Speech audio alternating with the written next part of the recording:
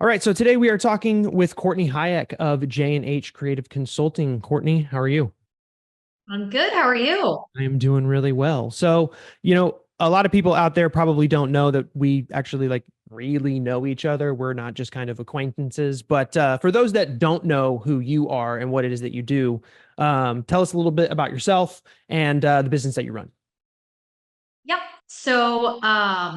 I started my business, J&H Creative Consulting, actually in April of this year, went full-fledged into it in May. So I have been full-fledged into my business for about 2 months now.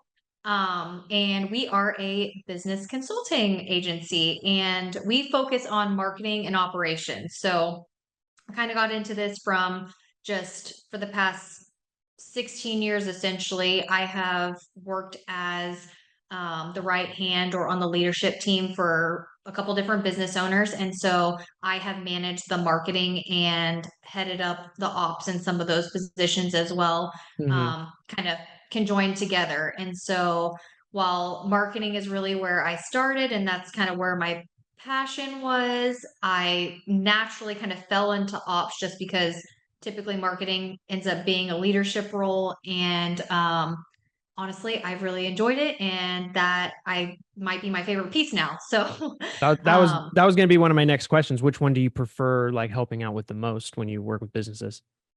so honestly, I always go back to marketing, right? But marketing is such a big piece of the operations. And it's very rare that you find someone that kind of has a background in marketing that is also the operations person. And so, I really like the operations because typically marketing is always involved in that Hmm. versus it's not always vice versa. If you look at it from the other way. So, Right. So, uh, a big thing that's kind of preached today, in especially the online space that we see a lot of, is talking about serving a particular niche, right? So, do you have a particular niche or industry that you do work with, or do you work with a multitude of different industries?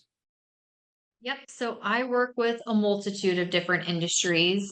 I would say my most recent professional background previous to starting my own company was heavily in real estate. So I spent about 5 years in the real estate industry prior to starting my own business.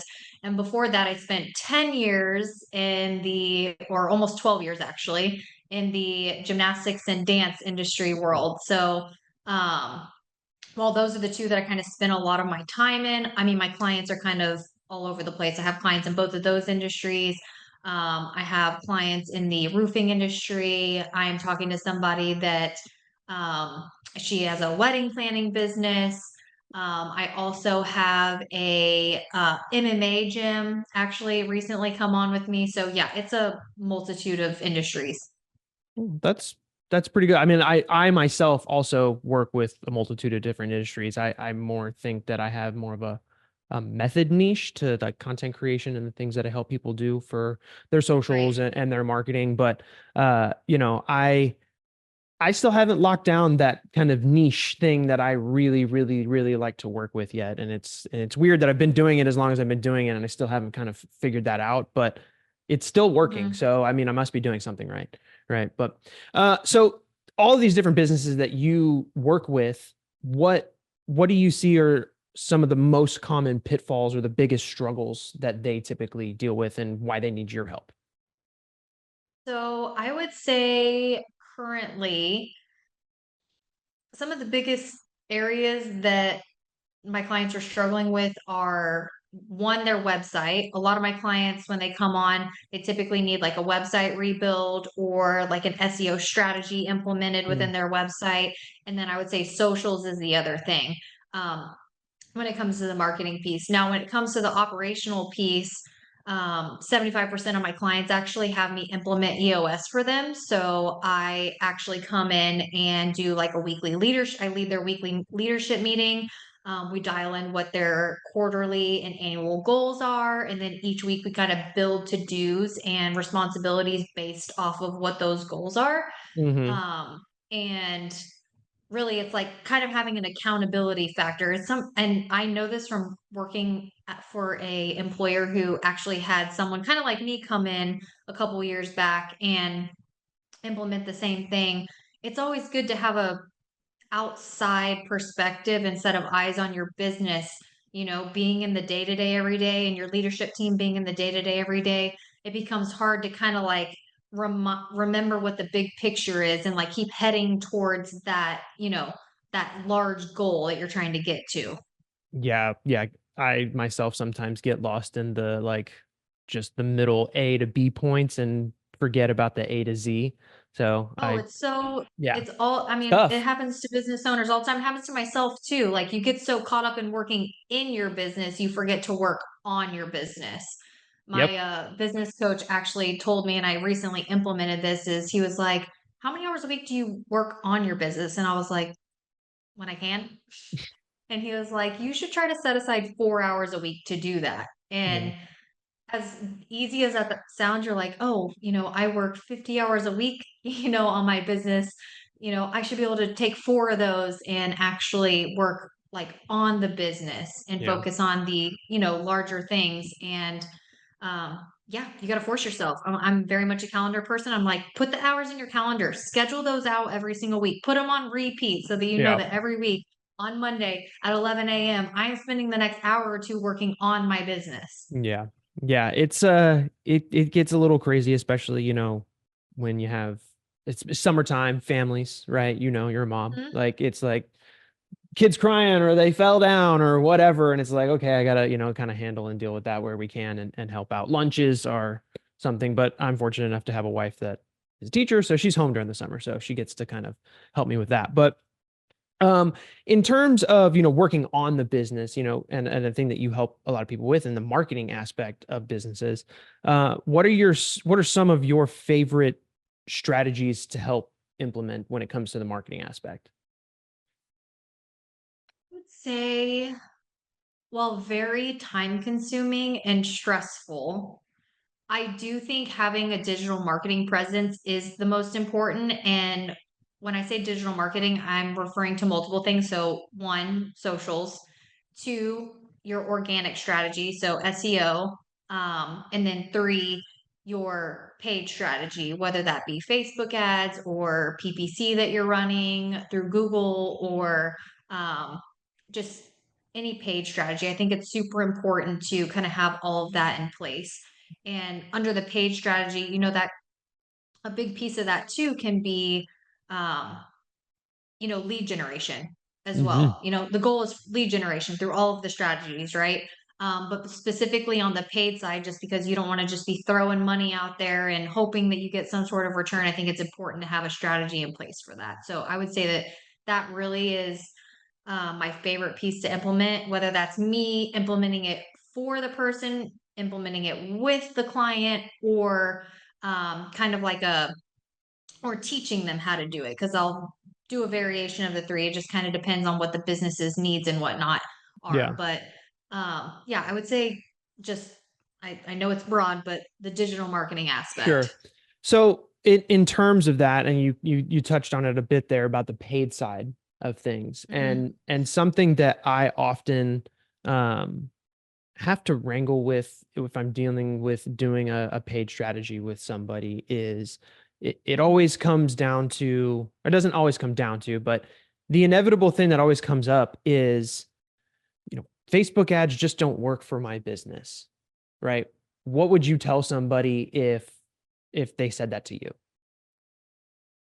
My response to that, or just PPC, Google Ads type setup, really is the same. It's like, okay, I ask a certain number of questions. The first question being, how are you tracking these leads? And what is the sales and follow up process that's happening after the leads come in? Because while marketing is one piece of it, like whoever is handling the sales within the business, those two people have to be working hand in hand. And if they aren't, and there isn't a process, a streamlined process from marketing to sales, or whoever it is that's handling the sales in the business, if you don't have a specific sales department, that's the first question that I ask. And if they can't answer that, I'm like, okay, that's the problem right there.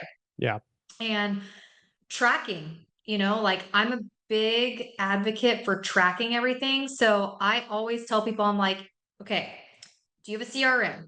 If you don't have a CRM, what are you using? Are you using an Excel spreadsheet, or what are you doing here to track your stuff? Because I'm a firm believer in like tracking, okay, how many leads came in? Who are the leads that came in? What is the, like, how many times have you followed up with them? And I like to find out what that sales conversion cycle is to actually like get them from an incoming lead to then converting. So yeah, first question, how are you handling the leads once they come in? Yeah. So, and I don't know if you have or experienced this with any of the people that you work with. I haven't experienced it too much, but I have experienced it before, where you kind of do like kind of an audit of what they have going on, and Hmm. they have no like digital tracking, a bit like it's literally, oh yeah, I just have my like big notebook that I do everything in, because they're very much like the owner operator.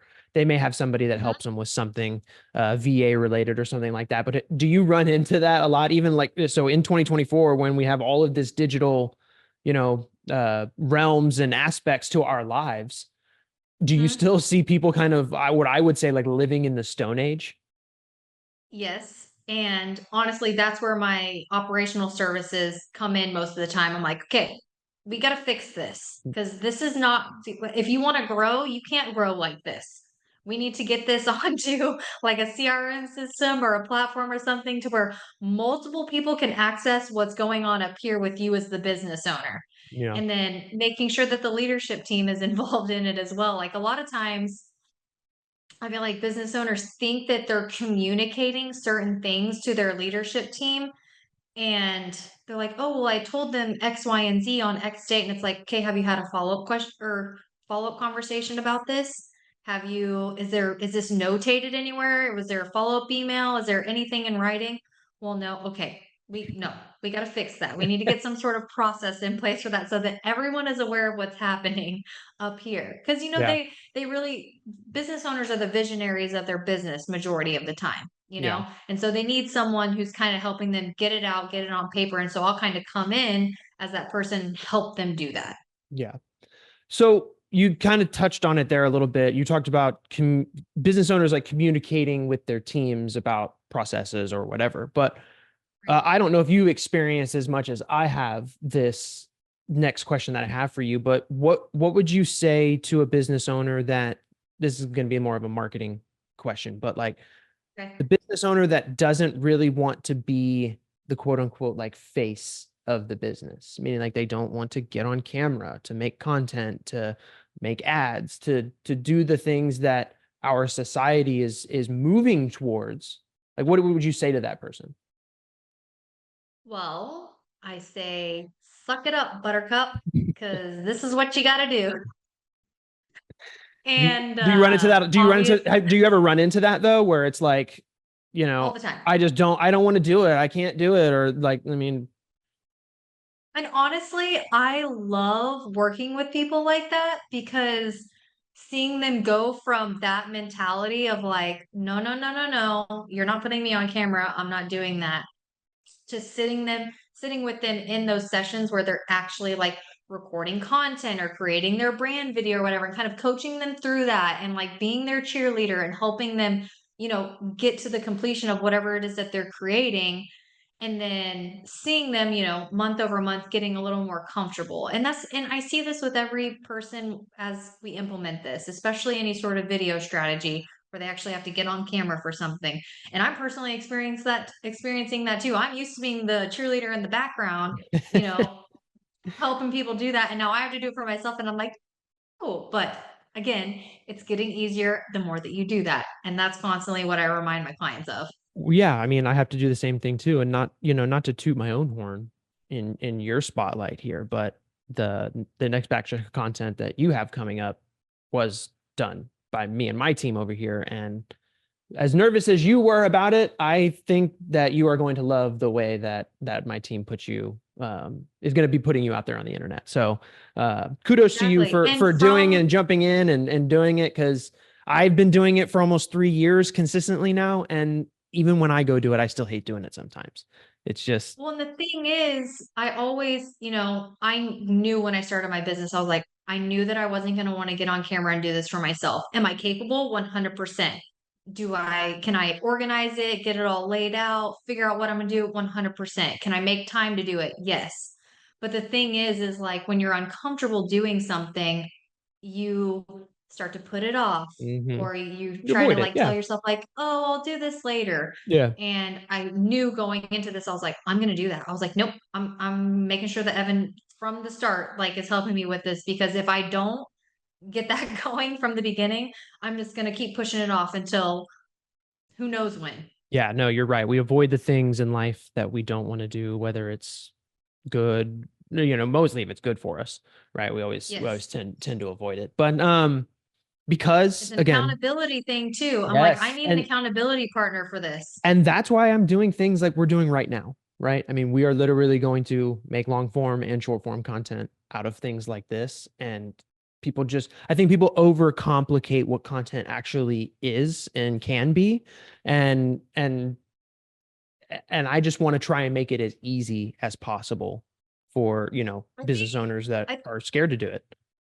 Yep, I think one thing that really like ties business owners up on this too, is people think that every single time that you get in front of the camera that it has to be perfect, Right. that it can't be conversational like this, Right. that it can't be like a quick tip that you're giving to a friend or a fellow colleague or whatever it is. And the thing is like that is what makes good content. People want to see the real and natural you. Yeah. People don't want to see the prim and proper perfect person all the time, because honestly, who is that relatable to? You know Right. what I mean? Well, Like, I think it has its time and its place, right? Like if you're running ads, for example, you might want more of a production environment or something like yeah. that for Or your your ad. But branding video that's yeah, going on your website or yeah, something like that. But when it yeah. comes to short form content going on like your socials, it can be both ways. And It can so be. if It should be. You're going to get more conversational volume is, out of this, and you're going to get a perceived value or something, or whatever you want to kind of call that, out of having Mhm. something that's a little bit more produced. And if it needs to be more conversational on the front side to then help you build that skill set to get better, to get to the more professional and like perfection type setup, Yeah. then that's exactly what you should do. We can use me as an example. Literally, when we sat down for the first time to do short form content, the camera's staring at me right in my face, and I'm like, okay, Evan, Oh, I don't know how long yeah. I'm gonna be able to do this. Like, I feel like the camera needs to be over to the side here. I need to be just like having a conversation with you about these specific topics that I would Yeah. like to share with people. Yeah.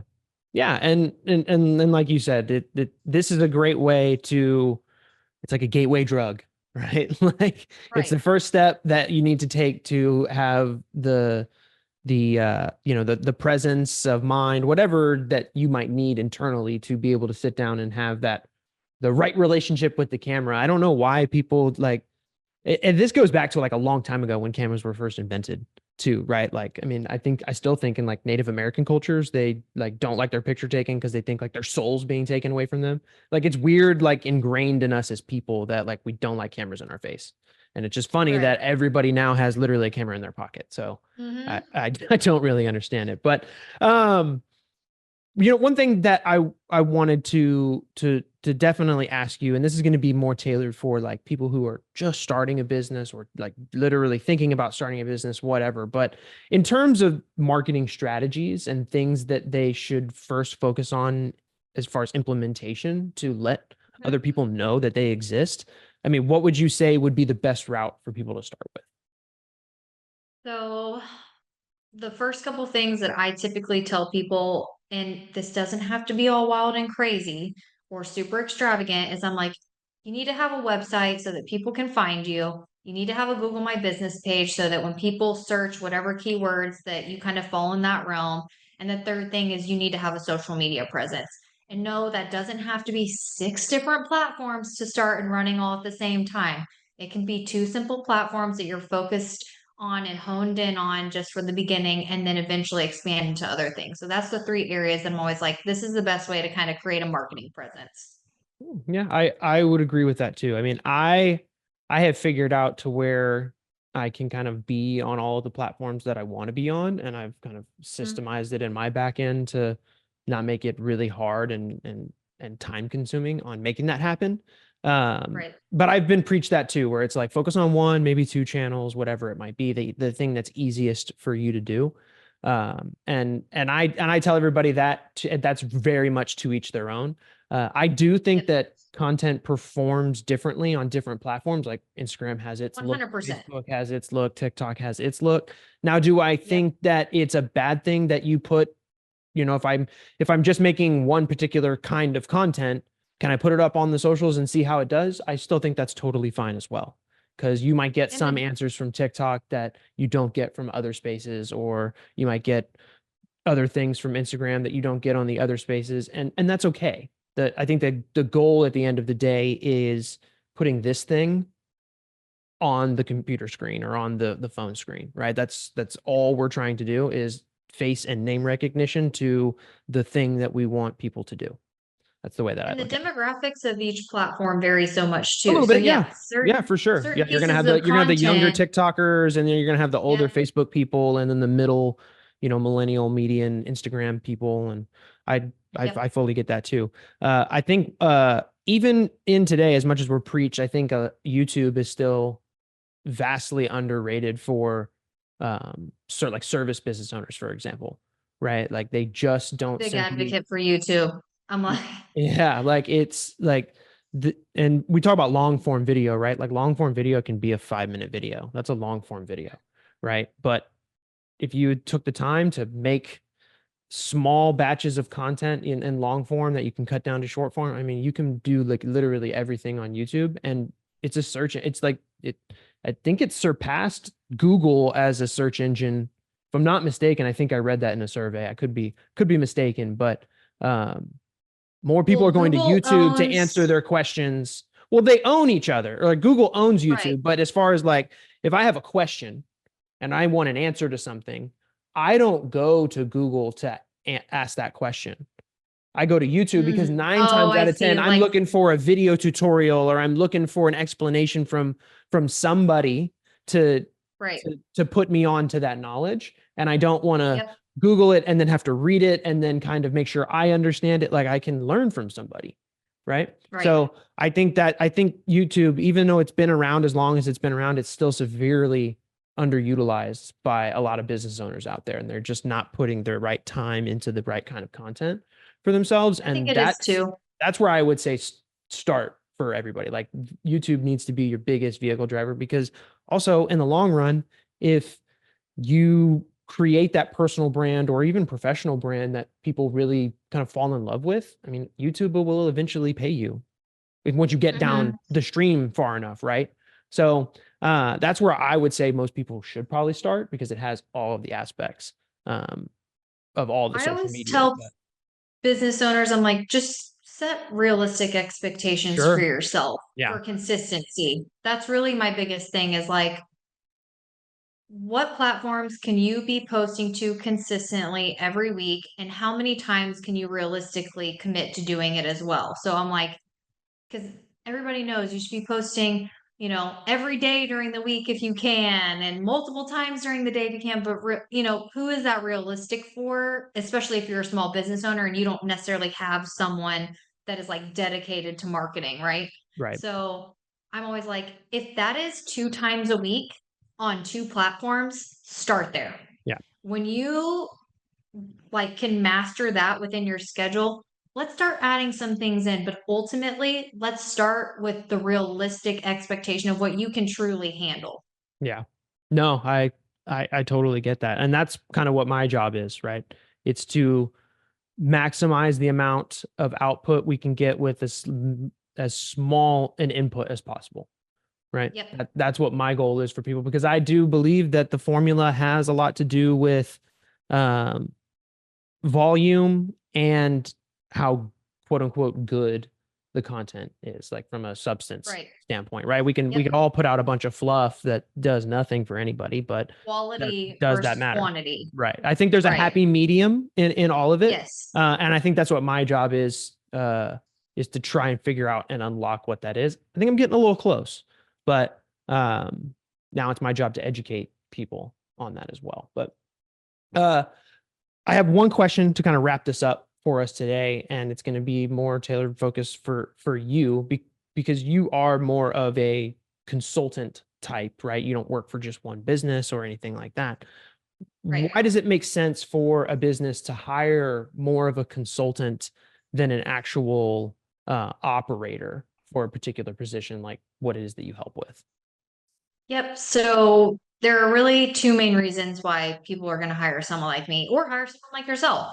The first reason being they don't have enough time to handle all the different things, and they don't have enough money to hire someone to handle that role full time either. Mm-hmm. So time and money, these are the two biggest things, right? So one, if they hire someone like myself, they can bring me in at a fraction of the rate that they would pay for a full-time marketing person. So they're spending less on a monthly basis, yet they still get the expertise that they need to implement whatever it is that they're trying to implement. And then the other thing is like if they don't have the time themselves, they need to outsource it. And so Yeah. money's not really the issue, it's time that's the issue. Personally, I have been in a full time marketing position where we still had to hire someone on the outside to help me with some of the marketing responsibilities that technically fell under me. Mm-hmm. So it comes to a capacity issue depending on, what the role is, what all goes into it, etc. Yeah. Yeah. No, I fully get that. I mean, myself as kind of like a content video production agency, right? I mean, I'm one person, right? I Yep. usually show up and I'm the guy behind the camera. I have help in places where I need help with that, but I had to learn how to formulate a team that works behind me in the back end to handle all of the editing and handle Yep. things like posting and doing those things that are a part of my offer. That I feel like if I had 8 arms, I could do it all, but I can't. Yep. Right. So, You have to outsource it to be able to grow. oh, for You sure. can't, For sure. that's what I feel like the biggest limiting factor for a lot of, small business owners are they try to do everything and they can't. It's difficult for them to come to the realization that it's okay to outsource and Yeah. spend the money because all they're looking at a lot of times is the dollar amount. Like, oh my gosh, it's going to cost me this amount of money to have this handled for me on a monthly basis. And it's like, yes, but how much are you going to gain on the flip side of offloading this off your plate? Very And I feel true. like that's a piece of it that's not thought about a lot of times whenever the dollar signs are all they're focused on. Right. No, yeah, it's a common thing that I see happen with the people that I deal with as well. But yeah, Courtney, that's going to kind of wrap it up for us here today. Let the people know out there how they can get a hold of you, and if anybody I don't think we covered this. What areas of you mean I know we're here in Houston, but you do work with just Houston area people? Like how far out do you travel? What does that look like for you? Yep. So majority of my clients are here in Houston. I'm kind of open to anywhere as long as they are okay with virtual. So Sure. a lot of my current clients here in Houston, I actually deal with virtually the majority of the time, where I actually never go on site and see them. I do everything just personally from my own place of business. And then I have some clients that they really want me to come on site and really be a part of the team, kind of like a third party member of the team. So I really service anywhere. If you want me in person, Houston and surrounding areas, that's where I can kind of come and visit you at. Otherwise, COVID kind of opened up Yeah.